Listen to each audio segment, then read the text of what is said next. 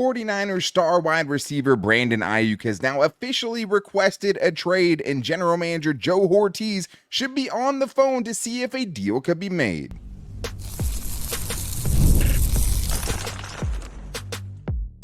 You are Locked On Chargers, your daily podcast on the Los Angeles Chargers. Part of the Locked On Podcast Network, your team every day.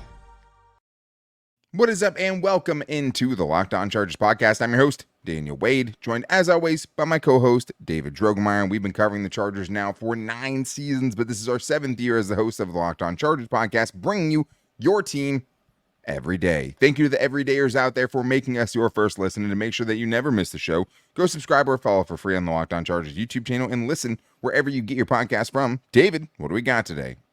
Well, Daniel, 49ers wide receiver has officially requested a trade. Brandon Aiyuk wants out, but will San Francisco let him out? And should the Chargers absolutely pick up the phone? Yes, they should. They should see what they have to do to try to bring in the disgruntled star wide receiver. And let's take a look at who's still out there. Who are some available options on the free agency market? Guys like Stephon Gilmore, guys like Justin Simmons are out there. Also, some other bargain bin options that you should be looking at bringing in to camp for some competition. And I think that if Joe Ortiz has shown us anything, right, the joke we keep making, he will leave no stone unturned. So I think the thought of potentially adding something, especially on the defensive side, is still very much in play. But today's episode is brought to you by FanDuel. Make every moment more. As playoffs wind down, the sport stops sporting like we want them to, but this summer, FanDuel is hooking up all customers with a boost or a bonus daily. That's right, there's something for everyone every day, all summer long. Visit FanDuel.com/lockedon to get started. David, Brandon Aiyuk has always kind of, at least since the end of the season, been under the radar as someone, he hasn't had a deal. Maybe he could become available, and it's not clear that he is available right now, but he has officially requested a trade. Doesn't mean it's going to happen, but since he's disgruntled, since they're drafting wide receivers at the end of the first round, all of these things lead you to believe they're not going to pay him. Maybe they would accept something for him, and I think if that is the case, the Chargers and Joe Ortiz, their new general manager, absolutely should be getting on the phone to try to get Justin Herbert a true wide receiver one. And I think what it would do for the rest of the offense, how that changes this offense, I think is dramatic. And I think it really, really would be a nice piece to get this offense going in the right direction with some question marks on it currently. Yeah, I mean, I know a lot of people out there saying, why add another wide receiver? They got a ton of them. They don't have anybody anywhere close to the level of a Brandon Aiyuk, okay? Brandon Aiyuk's coming off of 2,000-plus yard seasons and had racked up 1,300-plus last season alone and was a big play machine, 17.9 yards per reception. So it wasn't just getting it done with a ton of receptions, 75 receptions. He was making big plays left, right, and center. So this is a guy that has a very well-rounded skill set that's in the prime of his career, the prime of his life at 26 years old, and the Chargers absolutely should be trying to inquire for his services, period. Yeah, and I think there's not a single wide receiver on this Chargers roster that stops you from wanting a Brandon Aiyuk, right? Like, Brendan Rice doesn't stop you. Like, a roster spot for Brendan Rice shouldn't, make you even hesitate for a single second in thinking about bringing in a receiver of Brandon Aiyuk's quality, because the other part of this is he's young. This isn't Keenan Allen, who they didn't want to give that kind of money to. This is a dude who you think could actually outperform what he's been able to do over the last few years, right? Or at least sustain that level for at least the 3 and 4 next seasons coming up. I think absolutely, if you have a chance to do this, if you have a chance to get a cornerstone piece for your offense, you do it. Because the thing is when I look at this offense and I look at the other wide receivers, this is what I see. I see a lot of cheap wide receivers outside of Brandon Aiyuk, who's going to cost about $30 million a season, that you could surround him with, right? You have, because after next year, Josh Palmer's gone. Who else do you have left at that point? You have Quentin Johnston, you have Darius Davis, you have Ladd McConkey, Brendan Rice, and potentially Cornelius Johnson. Yeah. That's a wide receiver core that doesn't scare anybody. Are you just going to go spend another pick, a high pick on a wide receiver that you don't know is going to work out?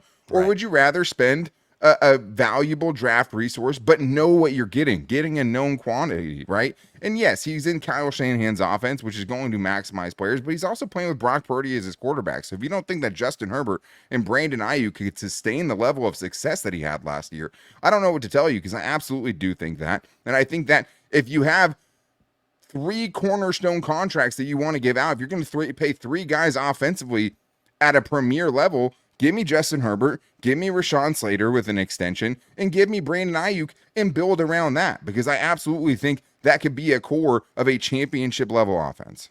Well, and also we're talking about a player who has been very, very productive and available. I mean, the last 3 seasons, he's played 16 plus games, okay? Yes. 16 and 17 and 17 games for the One last 3 game he's seasons. missed. One game. Years. Yeah. So this is a guy who posts. He shows up and seemingly gets better and has gotten better year over year over year. And you pair him and his ability with Justin Herbert, who can throw it anywhere on the football field, I think you can reasonably expect a high level of success going forward for Brandon Aiyuk. And yeah, right now he's on a $14 million contract, the 5th-year player option there. And would it be an exorbitant amount of money to sign him? Absolutely. Has he earned that money? Yeah, it seems like he has earned that money. That's just what the going rate for wide receivers are in this market. We're not talking about a 28, 29-year-old Mike Williams who has dealt with a lot of serious, significant injuries throughout his career. We're not talking about a 10-plus year vet with Keenan Allen. We're talking about a guy that's in the middle of his prime and is ready to give you that production that you are going to be paying for. Because it's not just what have you done for me, it's what can I reasonably expect you to do for me in the future. And I think there's a lot of reasons to believe that Brandon Aiyuk will be available and will be able to meet the production that you are going to pay him for. Absolutely. And you have a chance to make him feel valued, which he obviously doesn't. And if he makes a big enough mess, there's a chance he becomes available. And I do think it's a good idea, even if the bigger needs that you have are on defense. Because when I look at this offense, yes, you have a ton of wide receivers. Josh Palmer and Ladd McConkey as your wide receivers 1 and 2 just doesn't scare people. Like we talked about it. They don't have one of the best wide receiving cores in the league.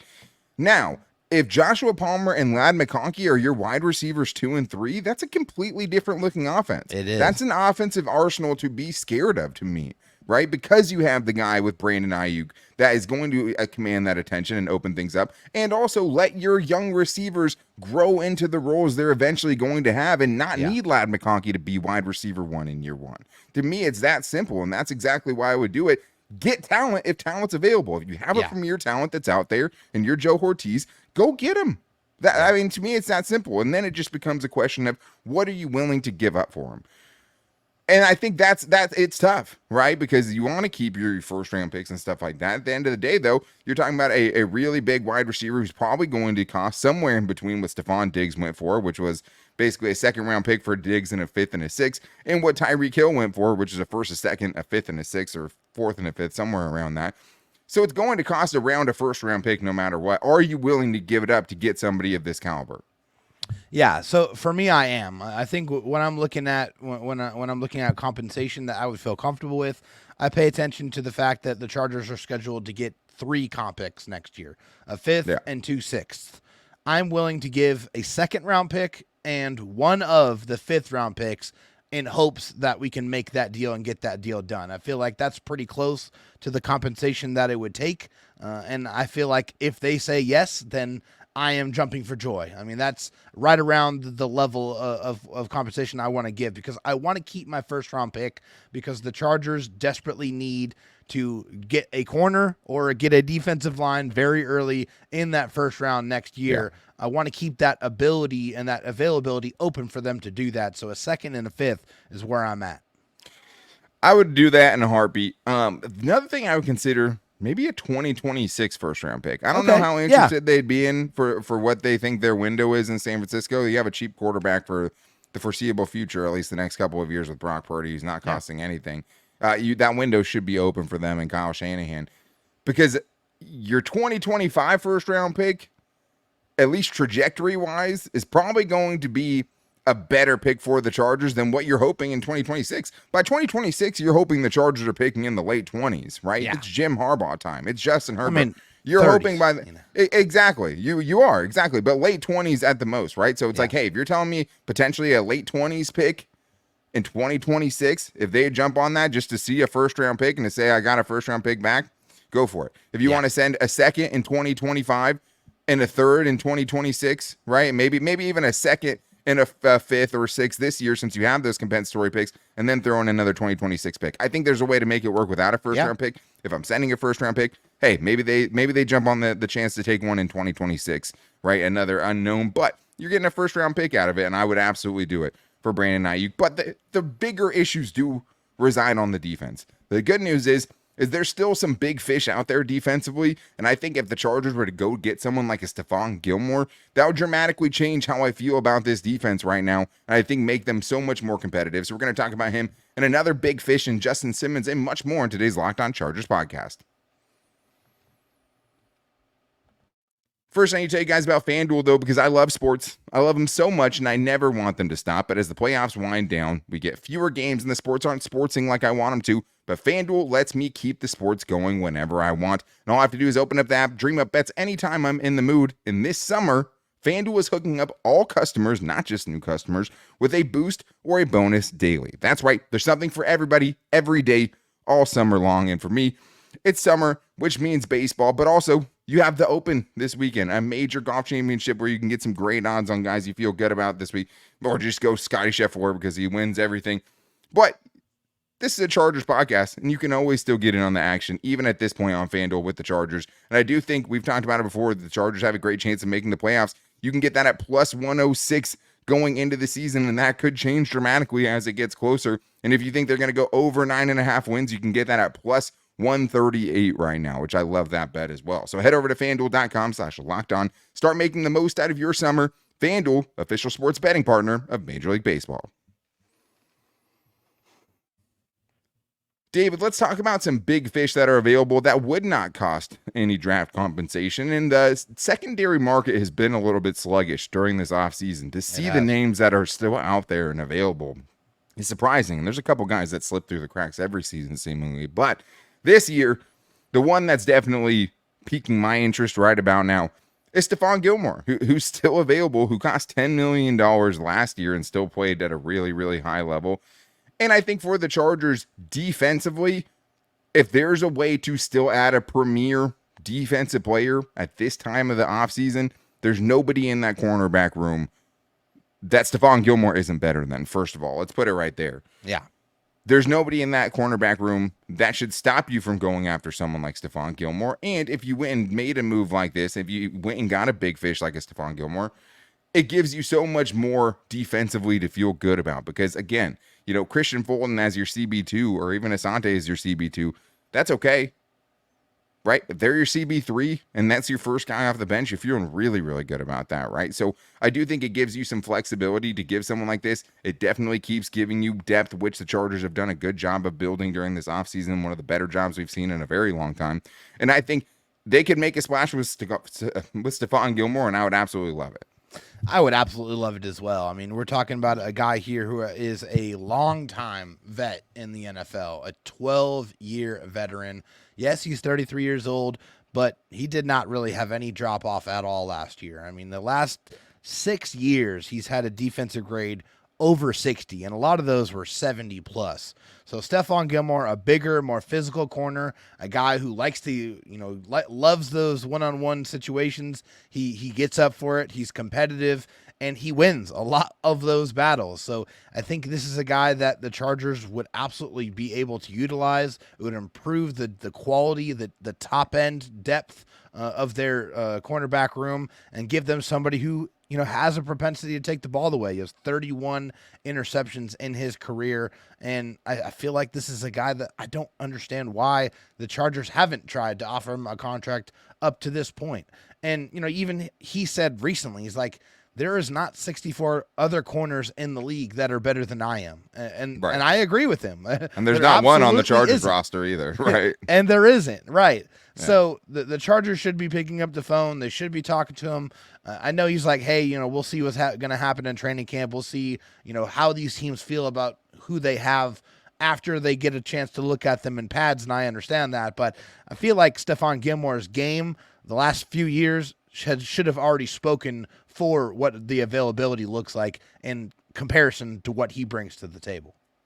Yeah, and it's a short-term fix, right? You're talking about a Sure. guy who's 33 years old, but what it does though is builds a bridge for you to not only let a Cam Hart season a little bit, let Yeah. him develop in the NFL, let Tarheeb still, season a little bit. Obviously, he's not playing slot, but like it gives you more talent in that secondary room where it gives you a lot more options and ways to move people around and get the guys on the field that you want to be on the field, getting your best 11 players on the field one way or the other. Give Jesse Minter the talent and let him figure it out. And that's going to be a theme of this segment, which is just if you give Jesse Minter that, I just think it gives him so much more to work with when hey, can this guy lock a number one wide receiver down for an entire game? Maybe not, right?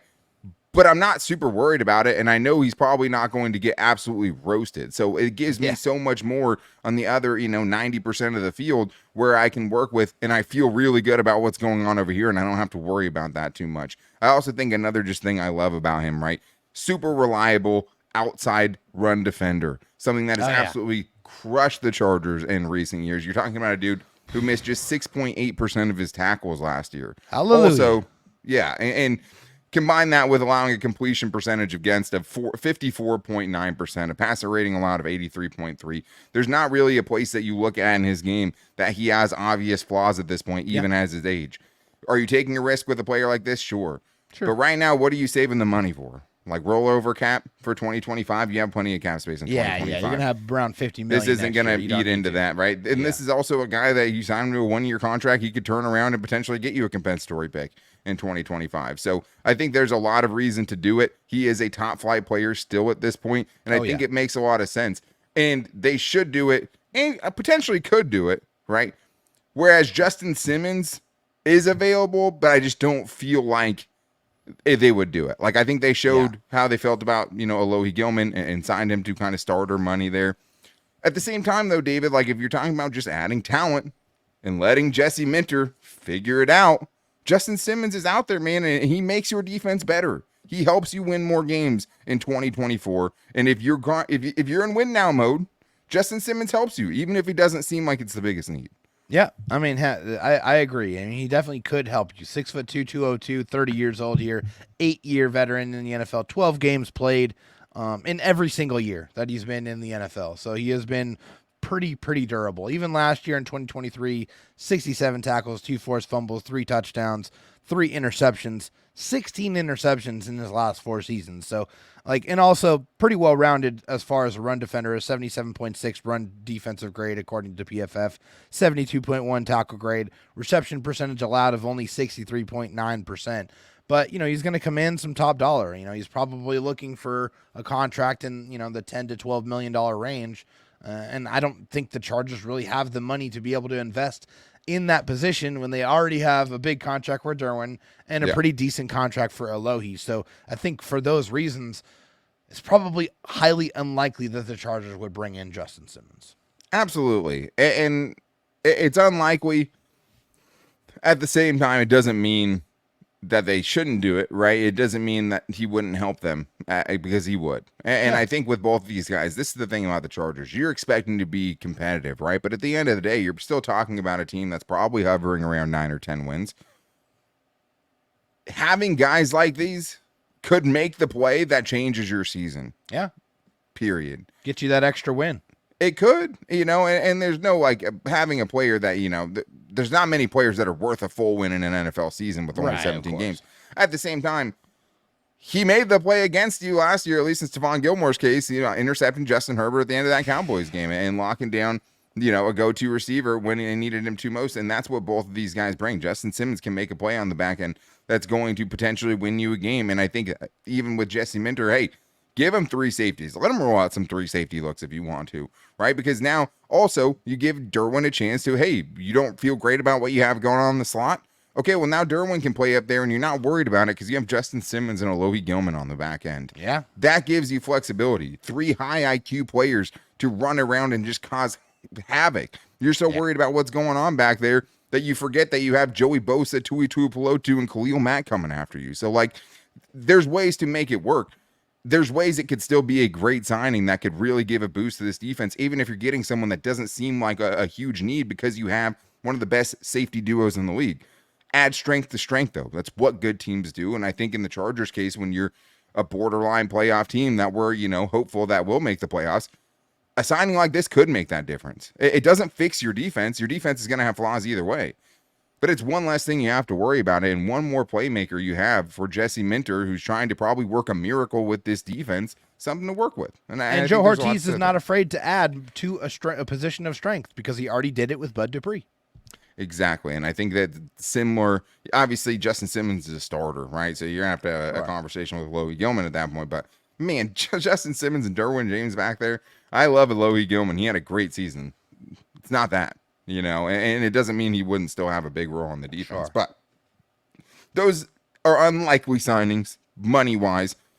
But it doesn't mean there aren't guys out there that can still help you. And we found a few guys that I think are definitely worth the Chargers taking a flyer on. And really the main emphasis just maybe add a couple more guys. Maybe add some experience in that defensive secondary because you have a lot of young guys out there that could probably use some time to season. And we have some guys to talk about and more on today's Locked On Chargers podcast. First, though, I want to tell you guys about LinkedIn Jobs, because with LinkedIn Jobs, when you're hiring for your small business, you want to find quality professionals that are in the right role, and that's why you have to check out LinkedIn Jobs, because LinkedIn Jobs has the tools to help you find the right professionals for your team faster and for free. LinkedIn isn't just a job board. LinkedIn helps you hire professionals that you can't find anywhere else, and even those who are actively searching for a new job but might be open to a perfect role. In a given month, over 70% of LinkedIn users don't visit another leading job site. So at LinkedIn, you're in the wrong place. I mean, my wife loves and swears by LinkedIn Jobs, and honestly, it reminds me of what we're talking about here, right? Like you need to have the right fit. If you're going to get a free agent, if you're bringing a free agent into your company, you want to have the right fit, and nobody finds the right fit better for you than LinkedIn Jobs. 86% of small businesses get a qualified candidate within 24 hours. LinkedIn is constantly finding ways to make the process easier, so post your job for free at linkedin.com/LockedOnNFL. That's linkedin.com/LockedOnNFL to post your job for free. Terms and conditions apply. David, we have more to get into here because there are some free agents that maybe more realistically could be joining the Chargers and would fill really big depth roles or even be able to add some competition on a Chargers defense that has some flaws and a lot of question marks that I think shouldn't put them above keeping your options open and finding as many players as you can to come in and compete and try to help this defense have a major turnaround, because that's what you're looking for if you really want to compete and be a competitive team in 2024. But I do want to tell everyone to make sure you're checking out Locked On Sports today, because there's nothing like it. The first ever national 24/7 sports streaming channel where you get wall-to-wall coverage of sports across the country, but getting it with the analysis from the local Locked On experts who cover their team every single day. So if you guys want to check that out, make sure you go subscribe to Locked On Sports today on YouTube or check it out on the free Amazon Fire TV channels app. David, there's some more guys, and mostly in the secondary, that I think the Chargers could take some flyers on. I love Justin Simmons, but I don't need a Justin Simmons to feel a lot better about the Chargers safety situation, right? Like, Tony Jefferson, awesome dude. I'm rooting for him. Adding another safety, I don't even think pushes him off the roster necessarily because of the uncertainty behind your two starters. I think that's a place where I would really like to see the Chargers potentially bring a veteran in. And I think there are a couple that you could find as potential bounce back candidates for a little bit lower price that would come in and I think make you feel instantly better about one of the key depth spot that is going to keep us up at night as we enter this season. And the guys I found, Quandre Diggs, who played last year with the Seattle Seahawks and had a somewhat of a down season, and J-Ron Kearse, who also had a little bit of a down season with the Cowboys. But both guys within the last 2 years, as recently as 2022, were playing really high-level football, and you're not even asking them to come in and be starters. But if you're having guys that could potentially bounce back and you're not really relying on them to come in and save your defense, just be there for depth, I think you have to really be interested in that. Yeah, definitely. Quandre Diggs, a 9-year vet here. 2023 wasn't his best year at 94 tackles, 17.5% missed tackle rate. It's a little bit alarming there. 1 touchdown allowed, 1 interception, 2 pass breakups. But in 2022, 69 tackles, only a 15.9% missed tackle percentage, reception percentage allowed of 47%, which was excellent. And also 4 interceptions and 3 pass breakups. So, yeah. in the last couple of years, Quandre Diggs was a very, very good, high-quality player, and you're not asking him to be the number one guy, to be out there playing a ton of snaps. You want him to be a part of a rotation. You want him to add to the quality of your depth, and he absolutely can do that. Same thing with Jerron Kearse there. A little bit of a bigger body here, 6'4", 215 pounds. Been in the league for 7 years. 2023 at 61 tackles, 8 missed tackles, 2 sacks. Passer rating allowed of 102, but in 2022, 75 tackles, only 3 missed tackles, and a passer rating allowed of 83.2. So much, much better there. 1 interception, 2 sacks. So again, another situation here where in the last 2 years, he had very, very high quality play on tape that you can put on and feel very, very good. And, you'd be adding a guy that has some real size on the back end there to add to your safety room. Yeah, and out of the two of them, I would go Quandre Diggs if I had the option. Because last year, the biggest issue was as a tackler, he missed 20 tackles, like you said. But he also only missed 25 tackles between 2021 and 2022. So that was the outlier. It's one of those things where is he totally over the hill where he can't reclaim any of that form that he had in 2022 and before that. But also you're talking about a dude with proven production on the back end that feels like it would be a really good fit with Alohi Gilman and Derwin James. 14 interceptions at the safety position between 2020 and 2022. Hello. That's proven playmaking ability. I mean, that you wouldn't necessarily need to have close to the line of scrimmage. So I think Quandre Diggs is a guy, hey, if we're talking about bounce back guys that you don't actually need to start for you, he would be up there for me on the list. And I think the other one you have to look at is corner, because David, the number one need for us would be defensive line. If there was talent on the defensive line for us to add to this team that was available, it's just not out there, because you're talking about guys like Sean Lissamore, former Charger from, yes, that same guy from way back then is one of the top defensive tackles the Chargers available. traded for, Linval Joseph, another former Charger. Like it's all due, like the average age of like available defensive tackles. It's 34 like plus. Yeah. It's crazy. It's just not out there. But at cornerback, David, especially with someone like Steven Nelson, who was still playing at a very high level last year and even higher before that, like there are some options still available at corner where, hey, what's wrong with having some competition? I like who the Chargers have, but like Christian Fulton, you're hoping for a bounce back. Sante Samuel Jr., you're hoping is a good fit. Bringing in a guy like Steven Nelson, a proven veteran, a former Kansas City Chief, and still, that's always nice to take one of those. He's a guy I think you would like, and would also give Cam Hart some more time, still playing at a high level. I don't know that there's a lot to not like about a potential signing of Steven Nelson.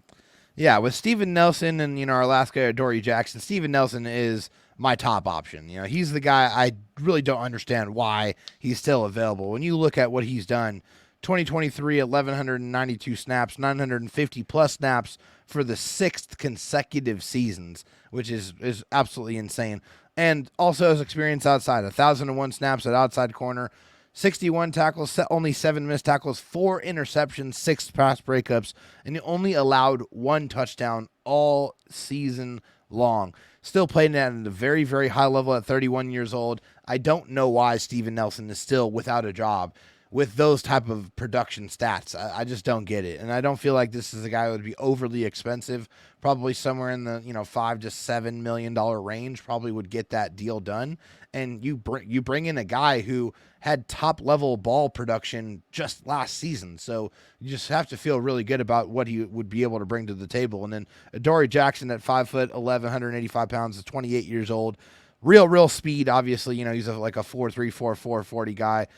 59 tackles, 11 missed tackles, and his 54 receptions on 82 targets, about a 65% reception percentage, but 13.9 yards per reception allowed last year. Although in 2022, that was only 11.7 of a passer rating, or the yards per reception, Yeah. So when we're talking about a theme for a lot of these guys is they have high quality play, or at least decent quality play, within the last 2 years, no matter who you're looking at.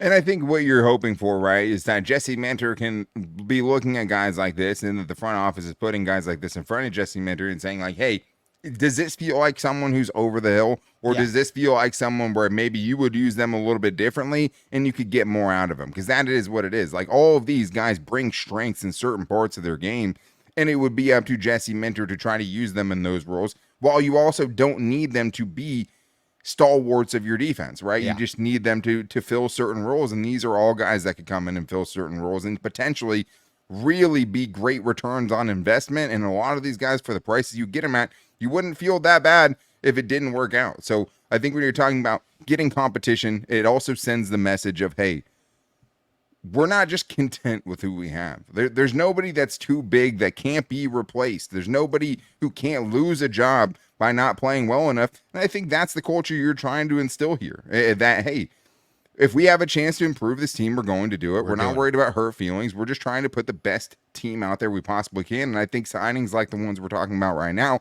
not only like that are pretty similar to the signings that Joe Ortiz has already made, right? Yeah.